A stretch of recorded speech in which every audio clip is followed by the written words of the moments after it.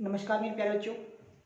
आज मैं आप लोगों के लिए क्लास 12 जो आपकी रसायन विज्ञान है उसके फर्स्ट चैप्टर बिलियन का एक क्वेश्चंस राउल्ट का नियम लेकर आया हूँ। ये क्वेश्चंस क्लास 12 यूपी बोर्ड 2024 के लिए अति महत्वपूर्ण है। ठीक है, तो क्वेश्चंस क्या है देखते हैं। राउल्ट का नियम क्या है? राउल्ट के नियम के अनुसार किसी विलयन के वाष्प दाब में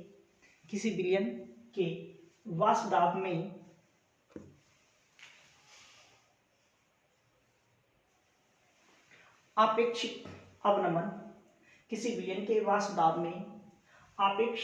अवनमन विलय के मोल प्रभाज के बराबर होता है। यानी राउल्ट का नियम ये कहता है किसी विलयन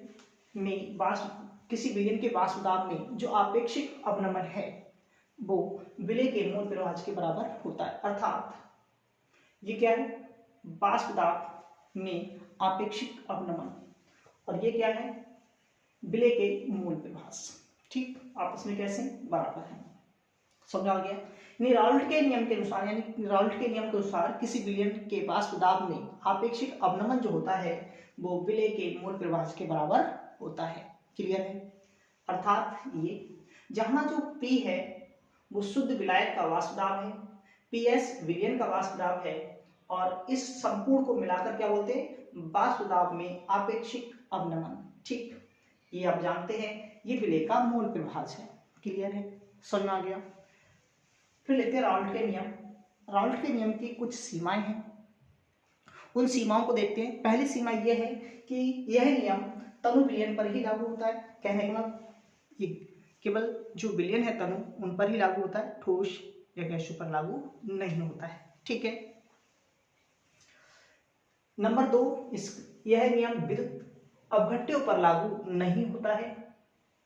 नंबर 3 है, यह नियम उन विलयनों पर भी लागू नहीं होता है जिनमें विलय का संगुणन या वियोजन होता है। ठीक है, क्लियर। दोबारा एक बार फिर देखते हैं राउल्ट का नियम क्या है। तो राउल्ट के नियम के अनुसार किसी विलयन के वाष्प दाब में आपेक्षिक अवनमन विलय के मोल प्रभाज के बराबर होता है। ठीक, यानी राउल्ट का नियम ये कहता है कि किसी विलयन के वाष्प दाब में जो आपेक्षिक अवनमन होगा वो विलय के मोल प्रभाज के बराबर होगा। ठीक, अर्थात PPS upon P equal to small n upon लिखेंगे n प्लस कैपिटल N। ठीक है, जहां P क्या है? शुद्ध विलायक का वाष्प दाब है, PS क्या है? विलयन का वाष्प दाब है और P minus PS upon P वाष्प दाब में आपेक्षिक अवनमन है। n upon n plus capital N विलय के मोल प्रभाज हैं।